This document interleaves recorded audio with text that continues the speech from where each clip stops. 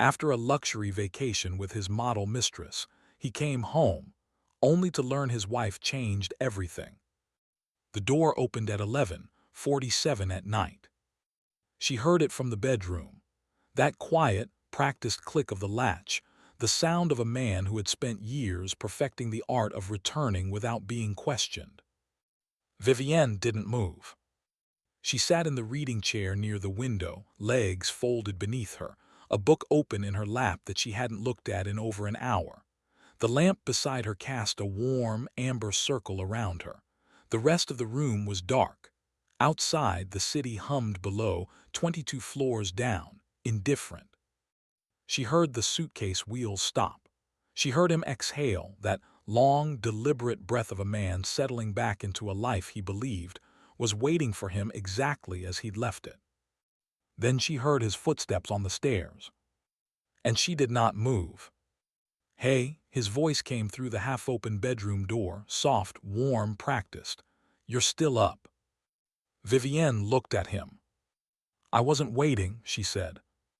Something flickered across his face, brief, gone. "Long flight," he said, loosening his watch. "Singapore always drains me." She said nothing. He set the watch on the nightstand and smiled, that easy, unguarded smile she once loved, the kind that used to make her feel like the center of a room. He moved toward the closet and she watched him, and the whole time she was thinking one thing. She was thinking about an infinity pool. She was thinking about a photograph on a travel account she had found by accident 3 days ago, on a Wednesday afternoon, while the kettle was boiling and the apartment was quiet. A photograph of a woman named Celeste laughing in a lounge chair, champagne glass raised toward a sky so blue it looked painted. The caption had read, "Paradise with my person." Vivienne had recognized the hotel immediately. She had chosen it herself, 3 years ago, for their anniversary. Adrian had told her this trip was a client retreat in Singapore. She had stared at that photograph for a long time, long enough for the kettle to whistle and go ignored, long enough for the city outside to continue without her. And then she had set the phone down, poured the tea, and called her sister. And then she had called a lawyer. That had been 3 days ago. 3 days of watching him not know that she knew. 3 days of silence that had nothing to do with forgiveness. "You should sleep," Adrian said from the closet. "You look tired." "I'm fine," Vivienne said. She closed the book. She turned off the lamp. She lay down with her back to him and stared at the dark. And Adrian Voss, who believed his life was perfectly ordered, who believed his wife was steady and patient and ultimately dependent, who believed consequences were for less careful men, Adrian Voss fell asleep in 4 minutes. Vivienne did not sleep at all. Welcome back to another powerful story, my beloved listeners. Kindly tell us where you're watching from and what time it is where you are. If you're new here, prepare for a story of betrayal, unexpected love, and what truly makes a family. Drop everything and listen closely. This tale of heartbreak and redemption might just change how you view love and family forever. Now let us go back, not to the beginning of the marriage, but to the beginning of the end, because every ending has a moment before it. A quiet moment that doesn't announce itself, doesn't arrive with thunder or tears. It arrives the way most important things do, slowly, without permission, and dressed so much like ordinary life that you almost miss it entirely. Vivienne Oak had been 29 when she met Adrian Voss at an industry event in downtown Chicago. She was presenting a risk analysis to a room full of investors, standing at a glass podium, her voice steady, her slides precise, her logic airtight. She remembered the way the room shifted when she spoke, not with surprise exactly, but with the specific attention people reserve for a mind they weren't expecting to encounter. Adrian had been in the back row, tall, well-dressed, the kind of man who filled a room without trying. He had waited until everyone else was done approaching her before he walked over, coffee in hand, and said simply, "That was the clearest thinking I've heard in this building in 3 years." She had laughed. She shouldn't have let it mean so much. But it did. They were married 18 months later. It had felt inevitable in the way that beautiful, dangerous things often do. He was driven, attentive, generous in those early years. He introduced her at dinners as his brilliant wife, and the word brilliant made her feel known in a way she had quietly craved. He asked about her work. He read the reports she brought home. He challenged her thinking, and she loved him for it. And then gradually, without a single conversation announcing the shift, things changed. It started small, the way most structural damage does. There was the conference in Atlanta, a panel on emerging market risk, exactly the kind of work Vivienne had built her name on. Adrian mentioned casually one evening over dinner that he had a board meeting that weekend and it would be easier if she stayed home. He didn't forbid it. He simply said it would be easier. And Vivienne, who loved him and believed in the shared economy of a marriage, said okay. She said okay 17 times over the following 2 years. She said okay when he suggested she scale back her consulting hours because they were starting to talk about starting a family. She said okay when he redirected a dinner party conversation away from her promotion at work and toward his firm's new acquisition. She said okay when he called her anxiety about a business deal hormonal, and she had been right about the deal, and he never acknowledged it. He never raised his voice. That was the thing that made it so difficult to name. There was no villain's speech, no dramatic moment of cruelty she could point to and say, there, that is when it happened.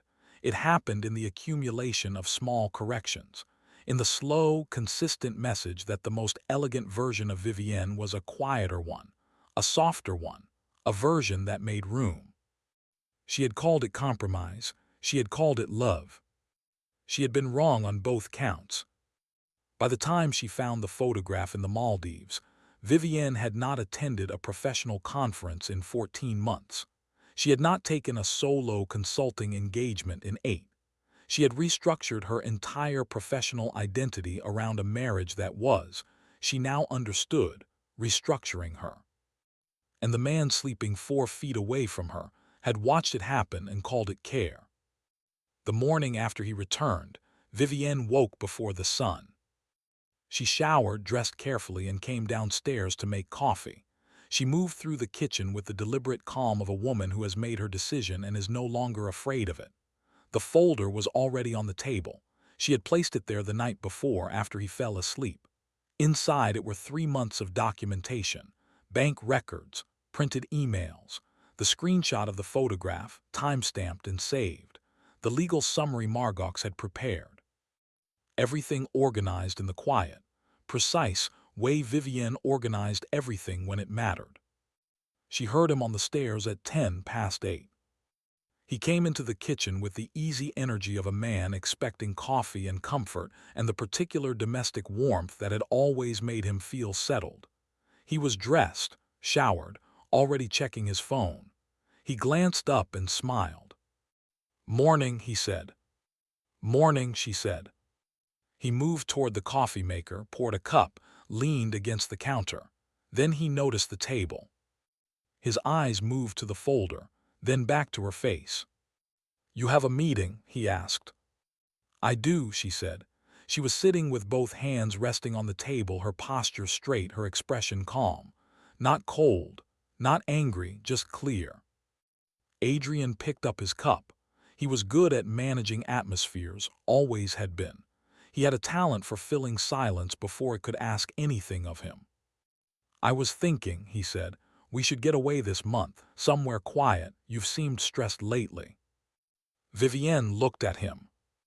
"I can imagine the Maldives is lovely this time of year," she said. The coffee cup stopped halfway to his mouth. The kitchen went absolutely still. She watched it happen, the fractional pause, the rapid recalibration behind his eyes. She had watched this man manage moments for 3 years, and she knew every micro-expression in his repertoire. The slight brow shift that meant he was deciding which angle to take. The barely perceptible tightening of his jaw. "What are you talking about?" he said. His voice was careful, measured. I'm not going to argue about what I've already confirmed, Vivienne said quietly. She did not raise her voice. She did not tremble. I'm not interested in the explanation. I'm not interested in watching you build a story around something I can see with my own eyes. Adrian set down his cup. Vivienne. She stood up. She picked up the folder and placed it on the edge of the counter nearest him. The papers are inside, she said. You should read them before your 9 o'clock. He stared at her. You're not serious. Adrian, she said, picking up her bag from the chair. I have never been more serious about anything in my life. She walked out of the kitchen. She walked down the hallway. She opened the front door and she stepped into the corridor and she pulled it shut behind her with a soft, final click. Not a slam, not a statement. Just a door closing. The elevator arrived almost immediately, as if the building itself understood the timing. Vivienne stepped in, pressed the lobby button and stood very still as the doors slid closed. Her reflection stared back at her from the mirrored wall. She looked at herself for the full descent. 22 floors. She did not look away. If you're wondering what that walk felt like, if you're wondering how a woman walks away from 3 years of her life in a pair of clean shoes on a Thursday morning without shaking, let me tell you something. It wasn't strength that carried her. Not the heroic, cinematic kind. It was something quieter than that. It was the particular steadiness that comes after grief has already done its work. The tears had come at 2 in the morning 3 days ago in the bathroom with the door locked. The shaking had come while she sat in Margox's office and heard the full shape of what had been done to her. The fear had come and gone and come again in the 4 days between finding the photograph and this morning. By the time she walked out of that kitchen, there was nothing left to break. She had already survived the hardest part. She just hadn't told him yet. Margox's office was on the 14th floor of a building on Michigan Avenue. Clean lines, spare furniture, the kind of space that communicated precision without coldness. Margox herself was a woman in her mid-40s who had the specific energy of someone who has heard every version of this story and found them all equally unsurprising and equally worth fighting.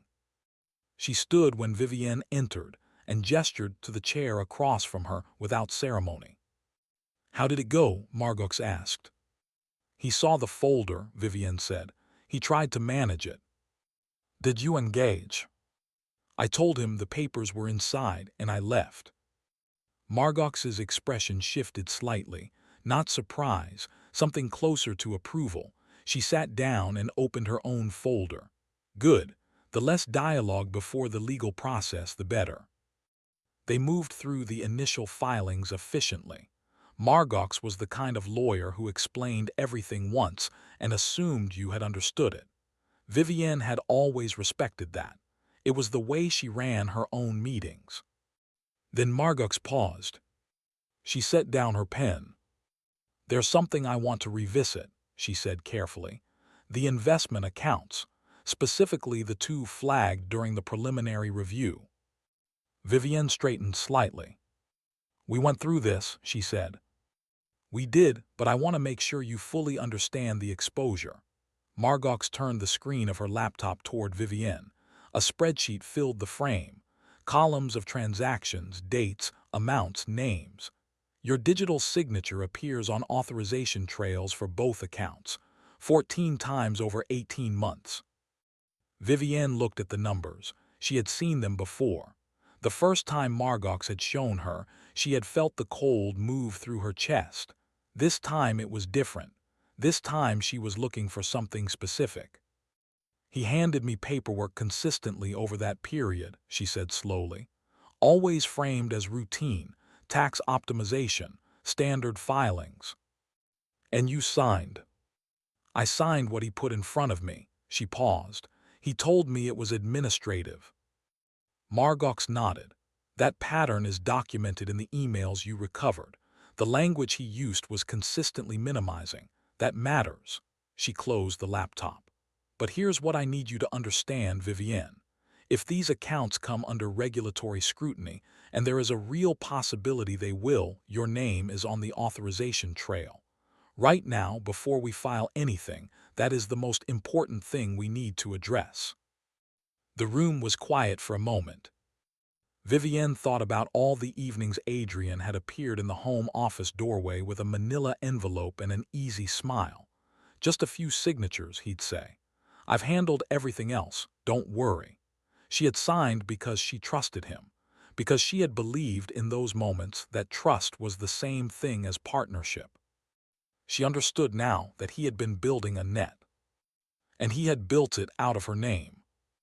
"Can it be untangled?" she asked. "Yes," Margot said. "With the right documentation and the right timeline established, we can demonstrate that the authorization was obtained under a pattern of financial control and deliberate information asymmetry." She looked at Vivienne directly.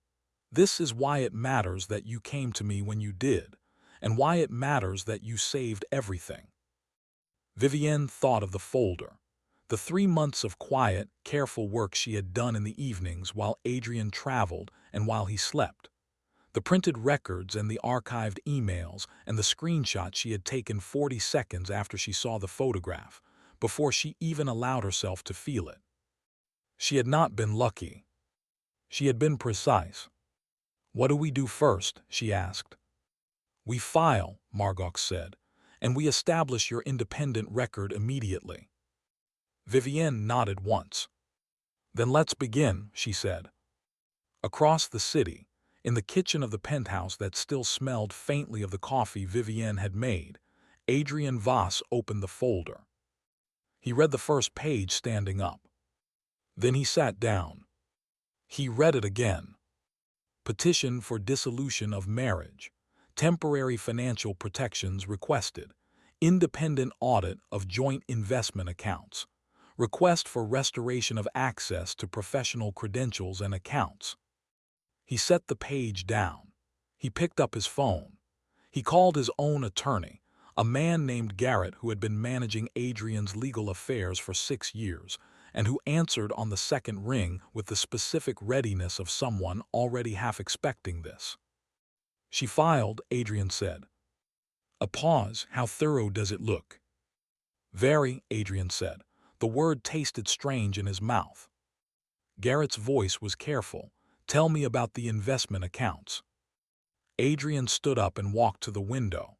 The city was bright below him, moving with its usual indifferent energy. He thought about the authorizations. He thought about the signatures. He thought about the way he had framed each document for Vivienne, the ease of his delivery, the confidence of his explanation, the way she had always trusted him. He had believed that trust was structural, that it would hold under any weight. He was beginning to understand the difference between trust and dependency. He had manufactured dependency. And Vivienne was no longer dependent. "She's going to claim she didn't understand what she was signing," Adrian said. "Did she?" Garrett asked. A long pause. "No," Adrian said finally. Another silence. "Then we have a problem," Garrett said. That evening, Ifoma arrived at the apartment Vivienne had moved into 3 days earlier. Not the penthouse.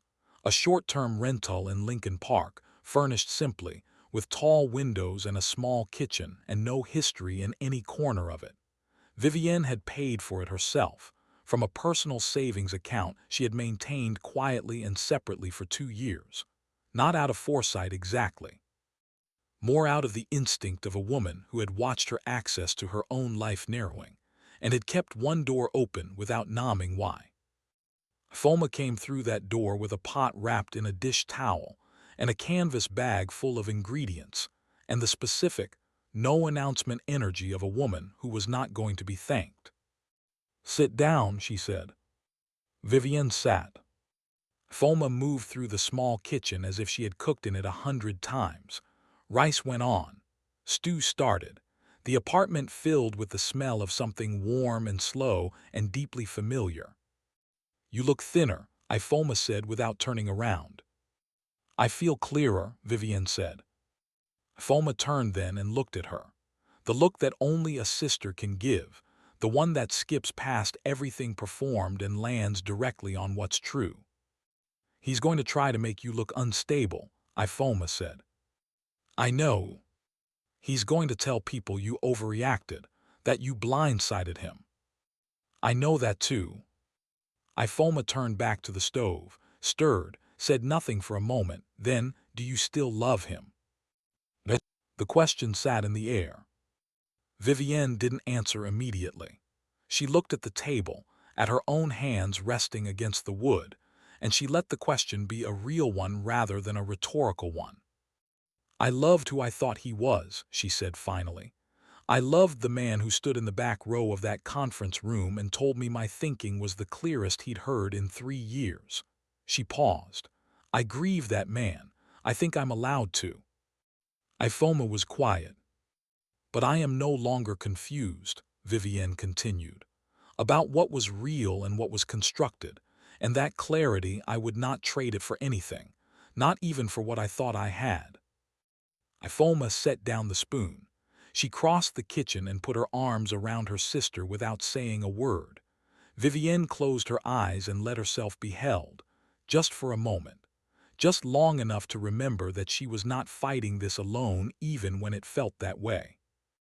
What happens next? Ifoma asked softly. Vivienne exhaled. He escalates, she said, and we document everything. Ifoma pulled back and looked at her, and then... Vivienne almost smiled. And then he runs out of moves, she said. She was right. It began within 48 hours. The first move was financial. Vivienne received notification that a joint credit account had been frozen, pending review. Then a shared cloud storage folder, one that contained years of her professional work, archived proposals, client correspondence, frameworks she had built from scratch showed access denied when she tried to log in. She did not panic. She had already backed everything up. 3 weeks earlier, on a quiet Sunday afternoon while Adrian was at a golf lunch, Vivienne had spent 4 hours methodically copying every professional document she could access into a private external drive. She had done it calmly, without rushing, the way she approached any risk management exercise.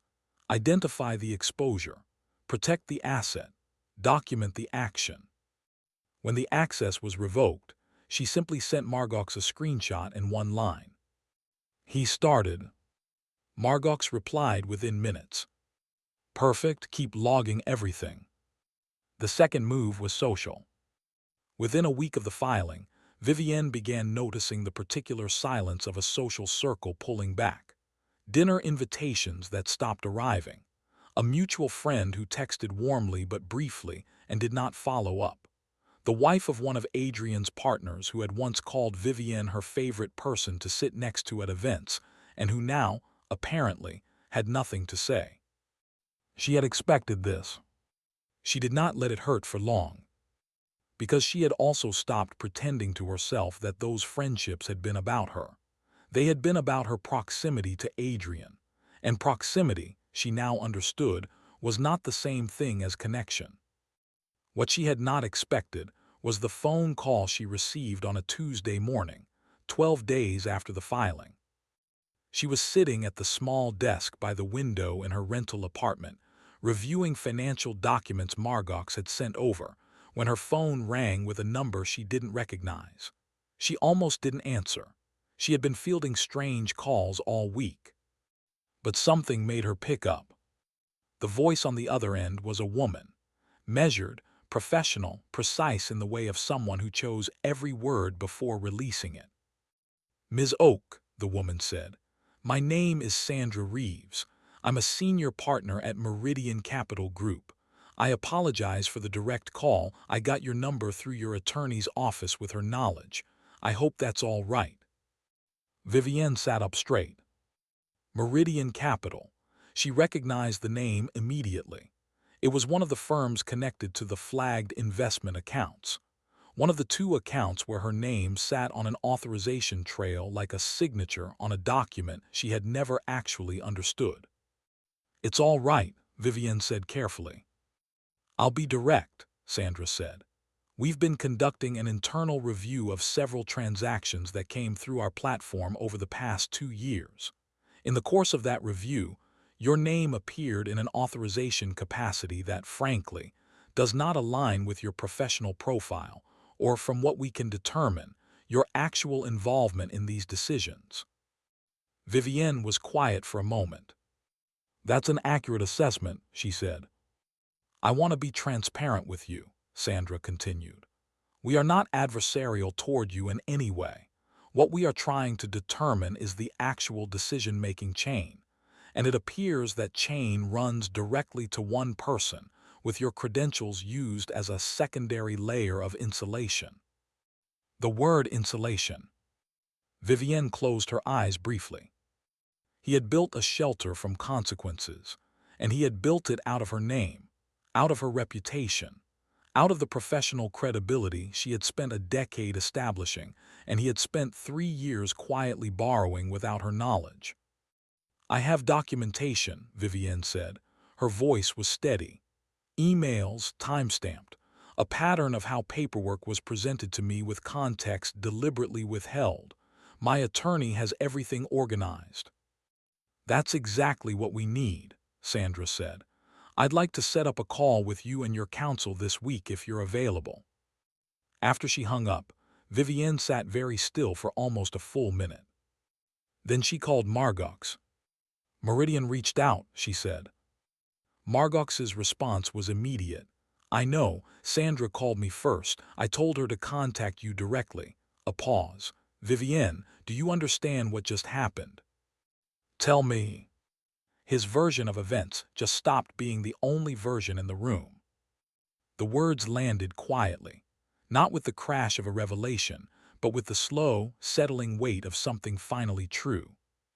For 3 years, Adrian Voss had been the primary narrator of their shared life.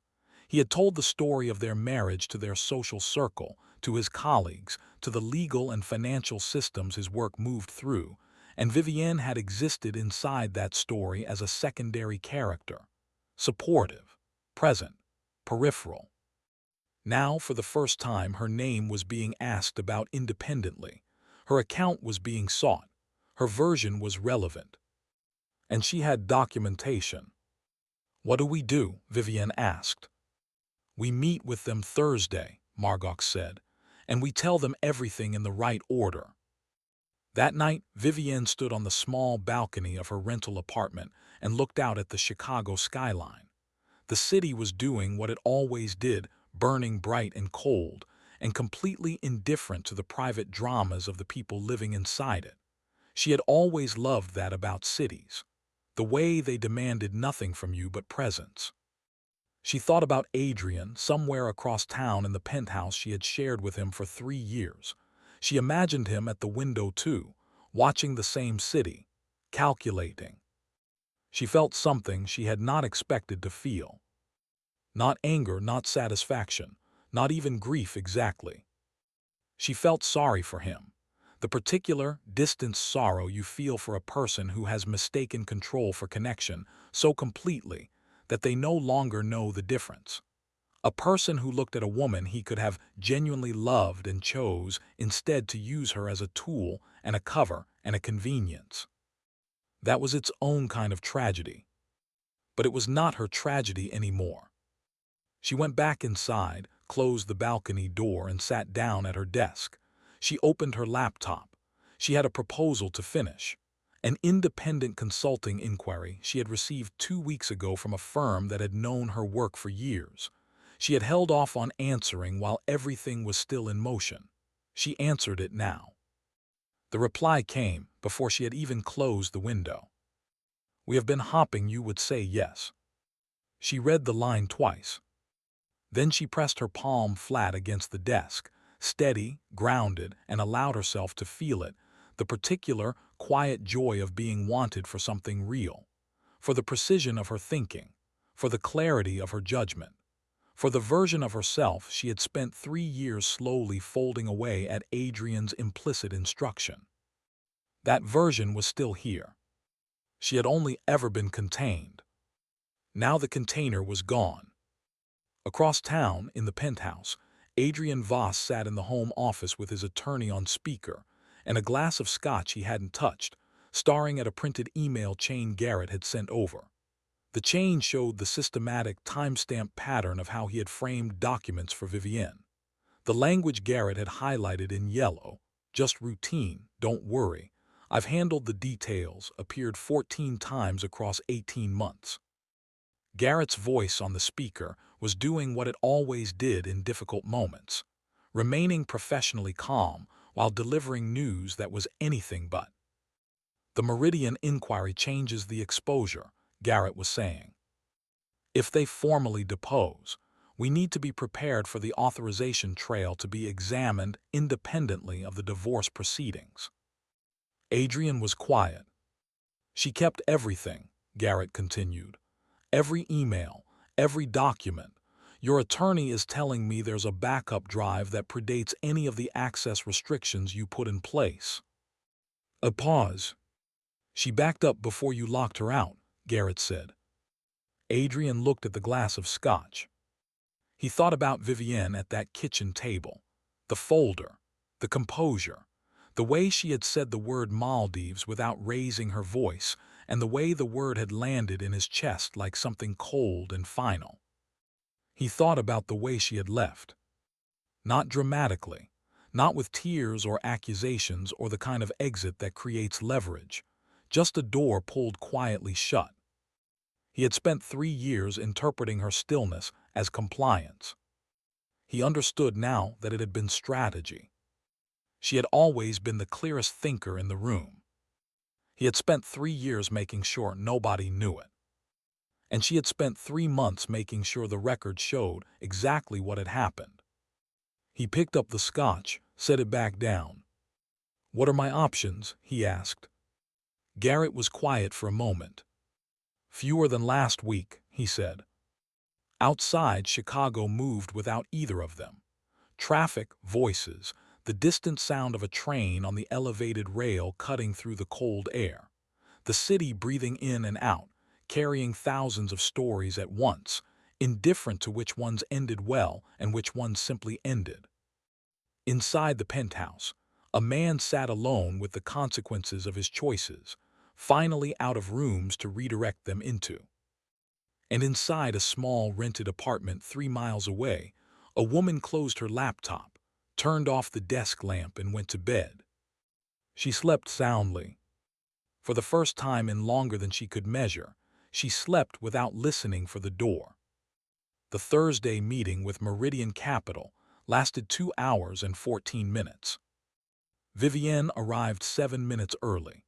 She wore a charcoal blazer she had not put on in over a year, a piece of clothing that belonged to the version of herself she had set aside at Adrian's quiet insistence. It fit exactly as it always had.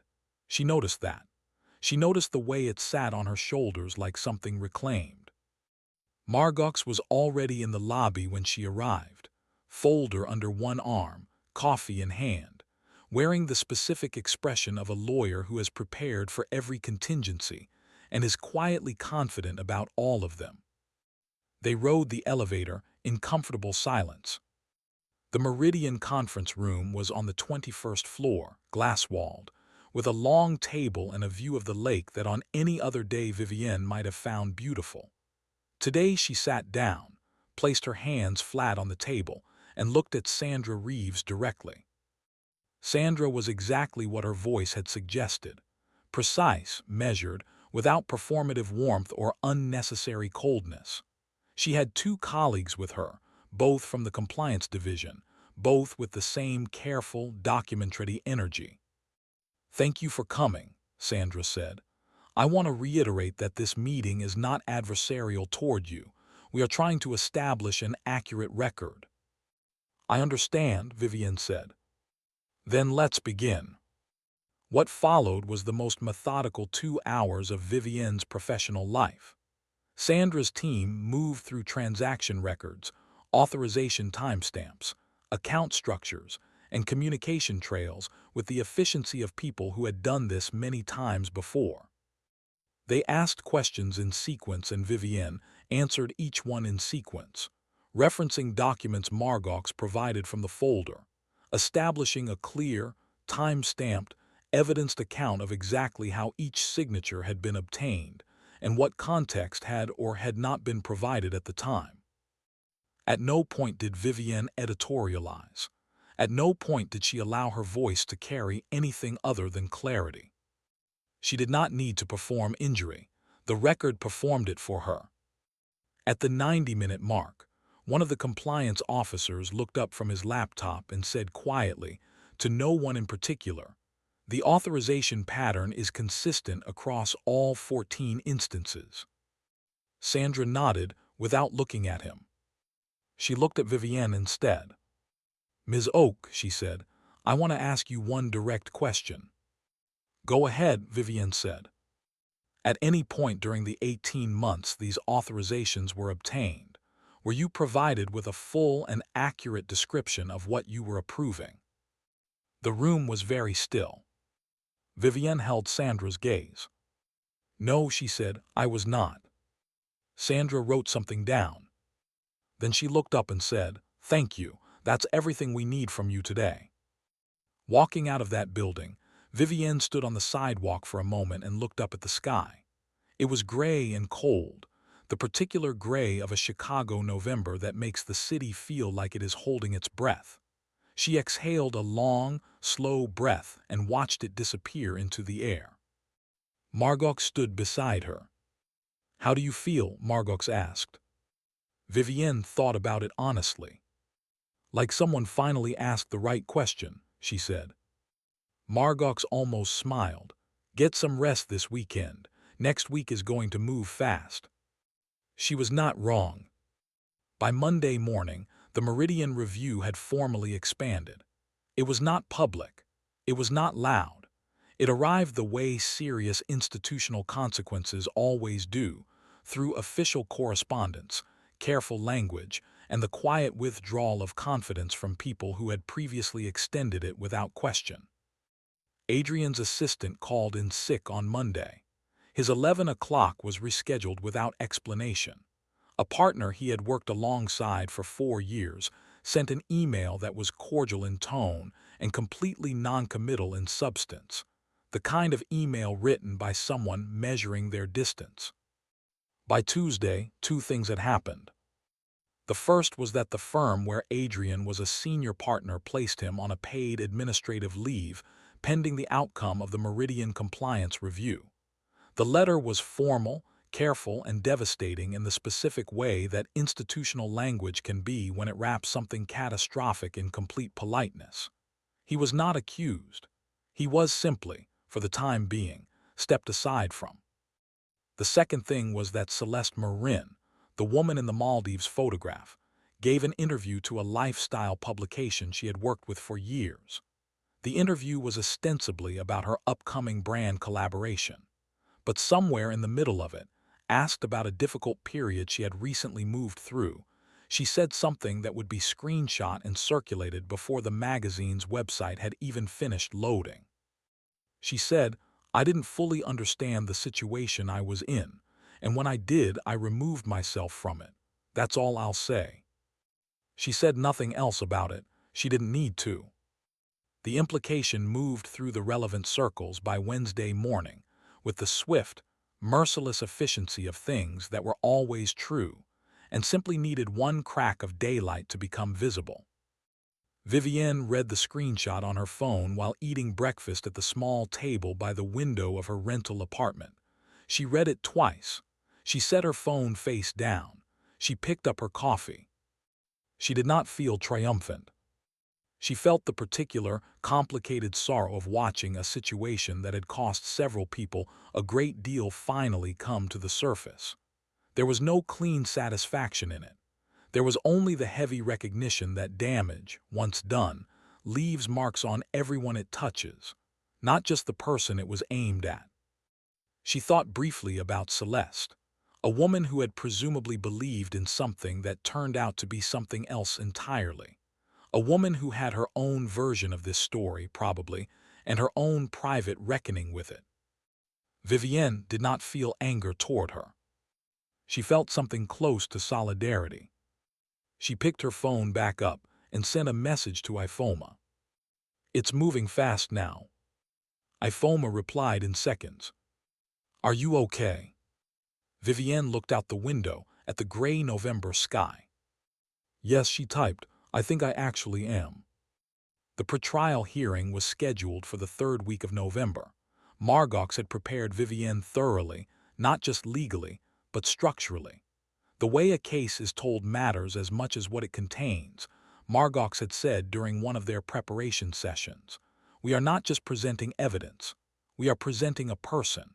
We are reintroducing you to a system that has so far only seen you through someone else's framing. Vivienne understood that. She had spent 3 years being framed. She knew exactly how it worked. On the morning of the hearing, she woke early and sat in the quiet of her apartment for 20 minutes before doing anything else. She made tea. She stood at the window. She thought about nothing complicated. Just the sound of the city warming up below her, just the feel of the ceramic mug in both hands, just the particular stillness of an early morning that belonged entirely to her. Then she dressed, blazer again, simple jewelry, nothing that performed anything. The courtroom was less cinematic than people who have never been in one expect it to be. Fluorescent lighting, wood paneling, the particular smell of institutional carpet and paper. Vivienne sat beside Margox and looked straight ahead and breathed steadily. Adrian was across the room with Garrett. She did not look at him directly, not out of avoidance, simply because she no longer needed to track him.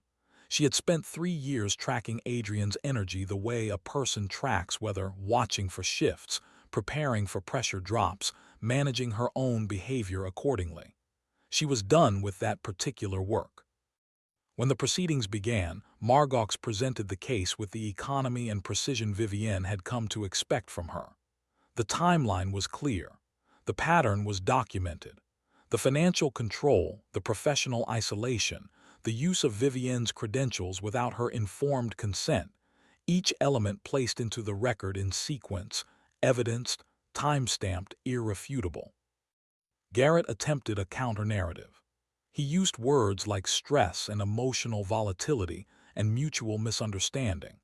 He suggested that the authorization documents had been explained sufficiently, and that Vivienne's account of the situation reflected a retrospective reframing rather than an accurate contemporaneous record. The judge listened to all of it without expression. Then she asked one question. She looked directly at the documentation Margox had submitted and said, "Is there a single instance in the 18-month authorization period where Ms. Oak was provided written disclosure of the full nature of the accounts she was approving?" Garrett paused. The pause was its own answer. "No, Your Honor," he said finally. The judge made a note. The hearing lasted 3 hours. When it adjourned, Margox gathered her papers with the calm efficiency of a woman who had not been surprised by a single moment of what had just occurred. Outside in the corridor, she turned to Vivienne.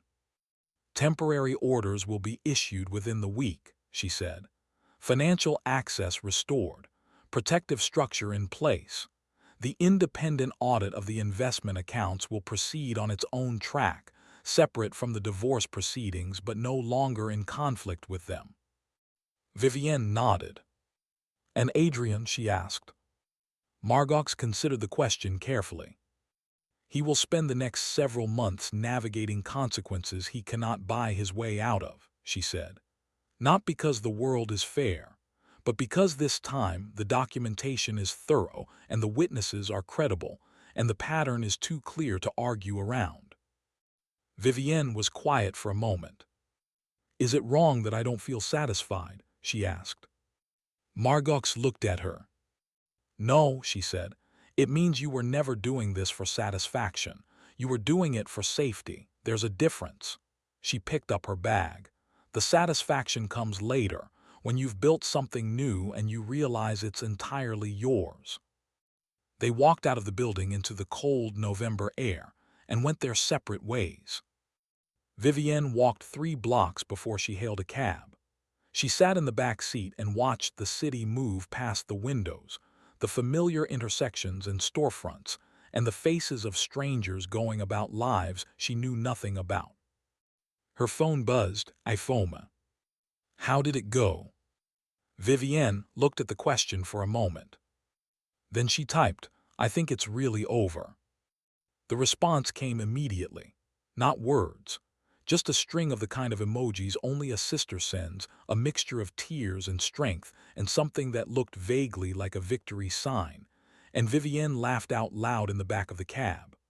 A real laugh, sudden and unguarded, the kind she hadn't heard from herself in long enough that the sound was almost startling.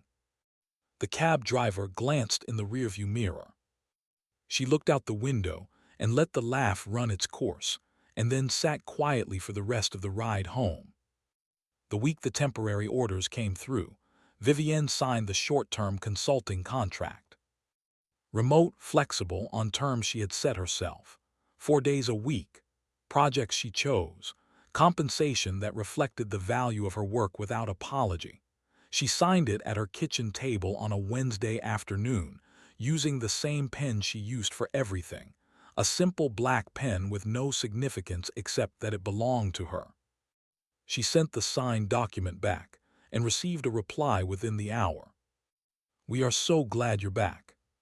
She read the line and allowed herself to sit with it for a full minute, not to perform gratitude, simply to feel it, to let the feeling of being wanted for the right reasons settle back into the part of her that had been told, subtly and persistently, that her value was conditional.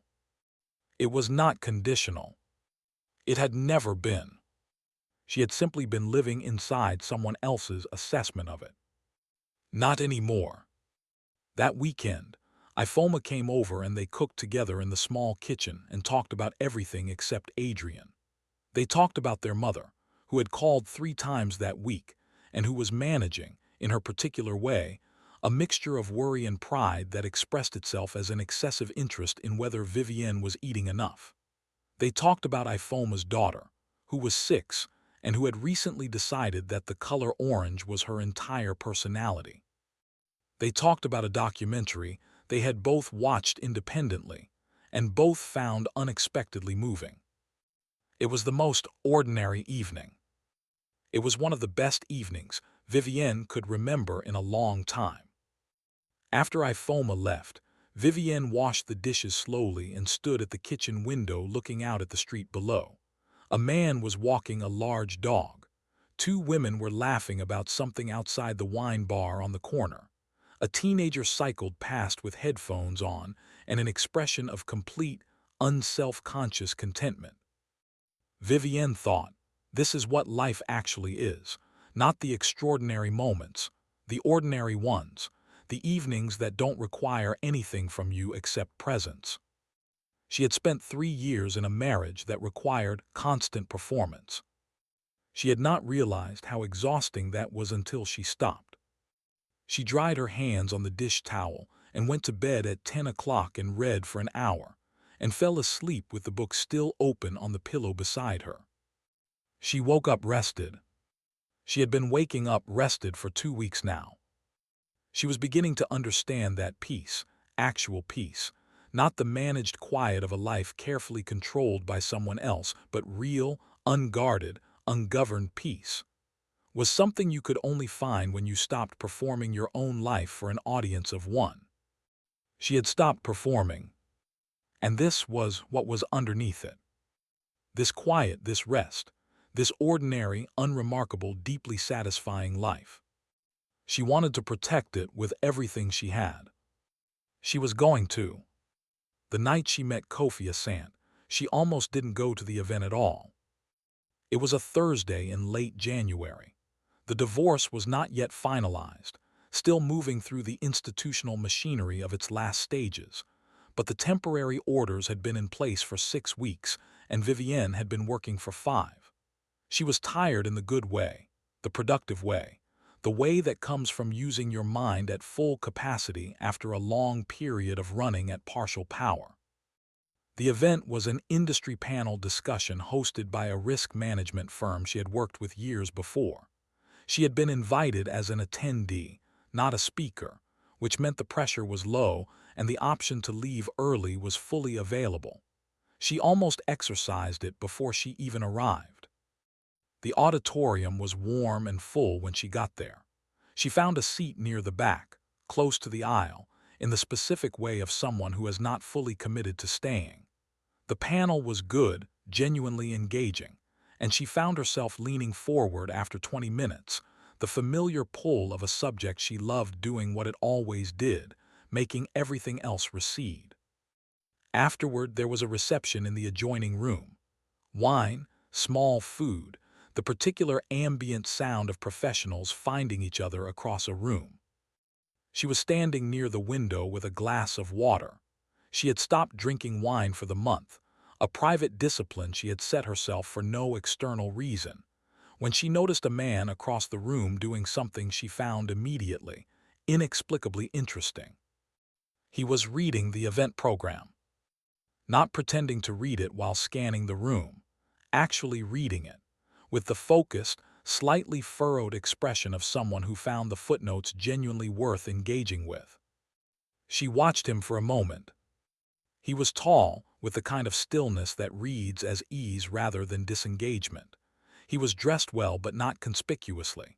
He was not working the room. He was not performing availability. He was simply standing near the wall, reading a printed program, entirely unbothered by the social machinery moving around him. She appreciated that more than she expected to. She was not going to cross the room. That was not a decision she made consciously. It was simply not something she was going to do. And then he looked up, directly at her, with the specific expression of someone who has been aware for a moment that they are being observed and has decided to simply acknowledge it. He raised an eyebrow very slightly. She raised one back. He crossed the room. "You were at the panel," he said. "I was," she said. "What did you think of the second speaker's framework?" She blinked, not because the question surprised her, but because it was the right question. Not what do you do or do you come to these often? The actual question of a person who wanted to know what she thought. "I thought it was elegant but incomplete," she said. "It accounts for market volatility, but it doesn't model for the human decisions inside the volatility. People are not variables." He looked at her for a moment. "That's exactly what I thought," he said. "Although I'd push back slightly on the word incomplete, I'd say it was deliberately bounded. The model isn't claiming to be comprehensive. A model that doesn't acknowledge its own limits is dangerous," she said. "Or it's honest about its scope," he said. She looked at him. "Your argument requires the user to supply the humility the model lacks," she said. "That's a generous assumption about human behavior." He was quiet for a moment. Then he said, "You're right. I hadn't thought about it from that direction." She noticed the way he said it, without qualification or defensive softening. Simply, "You're right, I hadn't thought about it that way." The words of a person who treated being wrong as interesting rather than threatening. She found that remarkable. They talked for 2 hours. His name was Kofi. He worked in independent investment strategy, low profile, deliberately unglamorous, the kind of work that suited a person who was interested in getting things right rather than being seen to get things right. He had grown up between Accra and London and had been in Chicago for 4 years. He had opinions about books and about cities and about the specific way that institutions resist change even when they know better. And his opinions were his own, developed, nuanced, willing to be revised. When she finally looked at her watch, it was past 10. "I should go," she said. "Probably," he agreed. He did not suggest otherwise. He did not ask for her number with the energy of someone who had been waiting for the right moment to claim something. He simply said, "This was the best conversation I've had at one of these events, maybe ever." She smiled, "Me too." He took a card from his inside jacket pocket and held it out. "In case you want to finish the argument," he said. She took it. She drove home alone and sat in the parked car outside her building for several minutes after the engine was off. The city was quiet at this hour, the particular quiet of a weeknight past 10, just the occasional car and a distant siren and the amber wash of streetlights. She turned the card over in her fingers. Something had moved in her chest during that conversation. Something she recognized as interest, real, unguarded interest. Not the performed warmth she had grown accustomed to generating in social situations with Adrian. Not the self-conscious awareness of being watched and assessed. Just the simple, straightforward feeling of having found someone whose mind she wanted to encounter again. She was careful with it. She held it the way you hold something you are not sure of the full weight of yet, not suppressing it, not rushing it, just allowing it to be there. She went inside. She did not text him that night. She was not ready to move quickly. She had learned too much about the cost of moving quickly. But she kept the card. They met for coffee 10 days later. He had texted first, 3 days after the event, with a message that was short and unambiguous in its intention, and completely without pressure. The message said, "I found a paper that addresses the model limitation we argued about. I thought you'd want to see it. Coffee." She had read it and laughed. She replied, "Tuesday works." The coffee became 2 hours. Then they walked along the lakefront because neither of them wanted to stop talking, and it was cold but clear. The city spread to their left and the lake gray and vast to their right, and they talked about work and about loss, and about the specific, unglamorous work of rebuilding something after it has been damaged. She did not tell him the full story of her marriage that day. He did not ask for it. He mentioned, simply, that he had come through something difficult a few years ago, and that it had changed the way he understood what he actually needed from his life, as distinct from what he had been told he should need. She understood that distinction deeply. They met again the week after. And the week after that. There was no dramatic declaration, no moment of sudden revelation. What there was, instead, was the quiet accumulation of a person who showed up consistently and without agenda, who texted to check in after a particularly complex week at work, who recommended a book and left it outside her door with no note except the page number he thought she'd want to start at, who listened, actually listened, when she spoke, not with the performance of attentiveness but with the real thing. One evening, walking beside the river as the city turned amber and slow in the late afternoon light, Vivienne said what she had been turning over for weeks. "I need you to understand something," she said. He looked at her. "I'm not afraid of this," she said, "but I'm careful there's a difference." "I know," he said.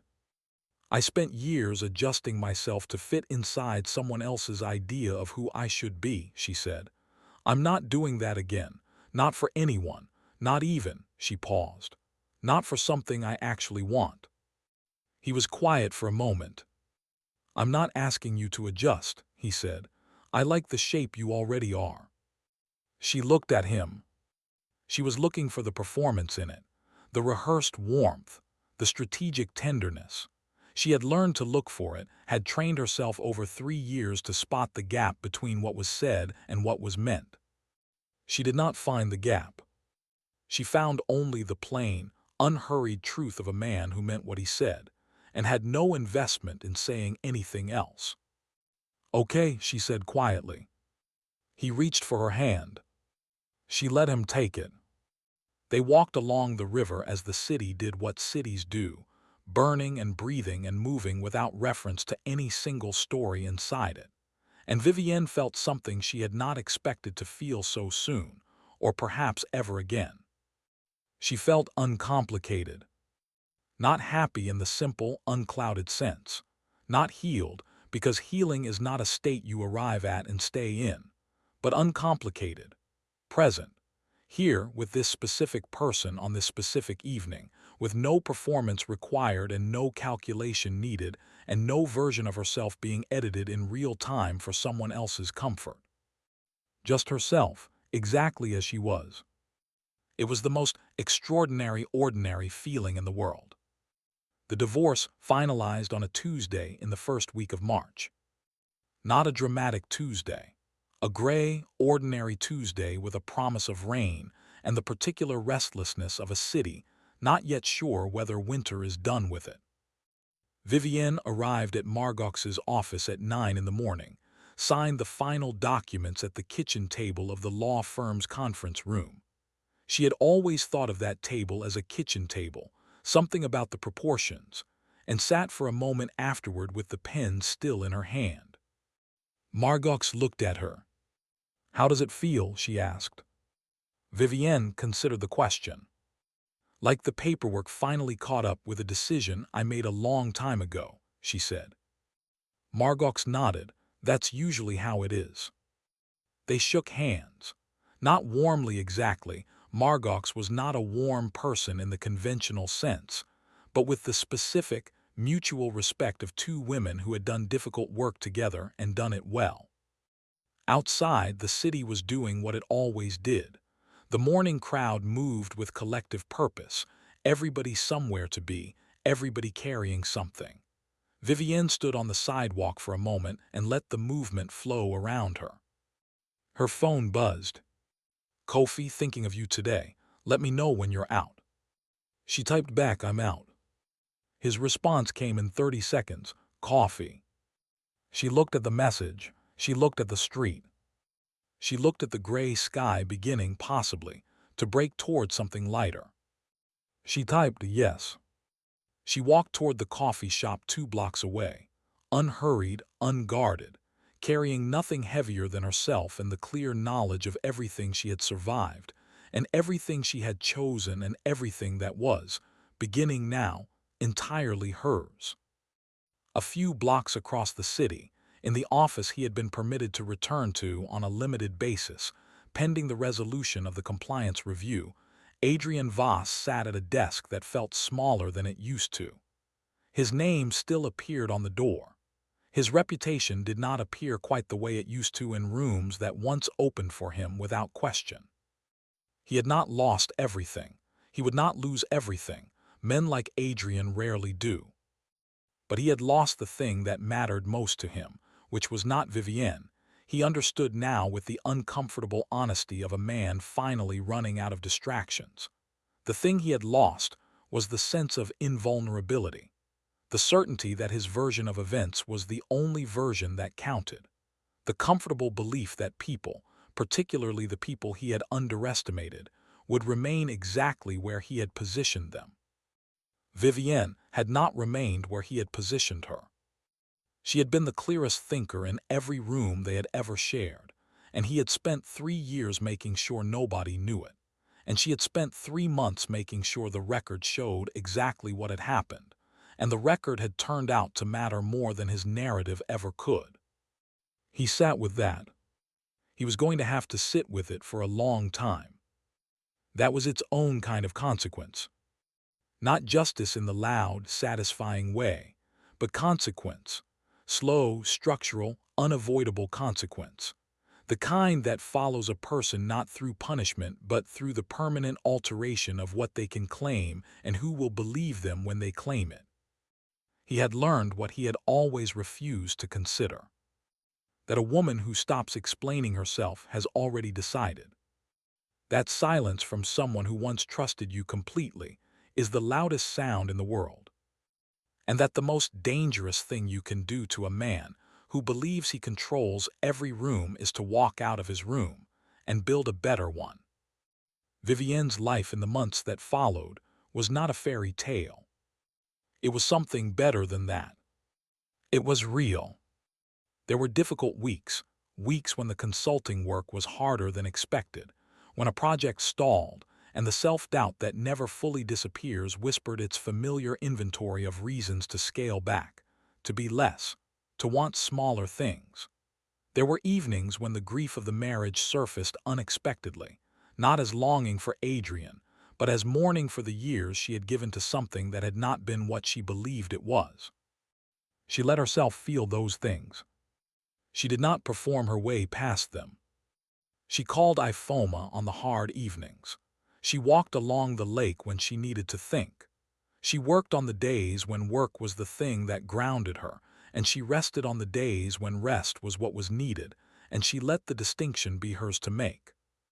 Kofi was in her life in the way that good things are when they're right, present without being consuming, steady without being static. He had his own work, his own friendships, his own mornings that belonged entirely to him, and he did not require her to fill his life, only to be part of it. She found that she loved him. Not immediately, not suddenly, but gradually, the way understanding deepens through the accumulation of ordinary moments that reveal a person's actual character. The way he handled difficulty, the way he talked about people he respected, the way he sat beside her on a Sunday morning, reading, both of them in comfortable silence, and looked up occasionally just to look at her. Not to assess, not to manage, just to see her. She told him one evening over dinner that she loved him, matter-of-factly, in the middle of a sentence about something else, because that was the right way for it to arrive. He set down his fork. He looked at her. He said, "I've been hoping you'd get there." She laughed. He reached across the table and took her hand. "I love you too," he said. "I have for a while. I was waiting for you to be ready to hear it." She thought about that, about a man who had something real to offer and had held it carefully until she was in a position to receive it, not out of strategy, out of respect. She had not known that was possible. She was learning that a great many things were possible when you stopped accepting the limited version. A year after the divorce finalized, Vivienne was offered a full-time position at the firm she had been consulting with. Senior analyst, her own team, her own scope. She took 24 hours to consider it, not from uncertainty, but from the discipline of making decisions from choice rather than pressure. Then she accepted. The email of acceptance she sent was 5 lines long. IFOMA called within an hour of the announcement, making its way through the professional network. "Senior analyst," IFOMA said. "Senior analyst," Vivienne confirmed. A pause. "You know what I'm going to say," IFOMA said. "Don't," Vivienne said. "I'm just saying 3 years ago you were." IFOMA. A footnote in someone else's story. IFOMA. And now you're, please, writing your own. Vivienne shook her head. She was smiling. "Thank you," she said quietly. "Don't thank me," IFOMA said. "You did this, every single piece of it. You just needed someone to remind you that you existed." That was true.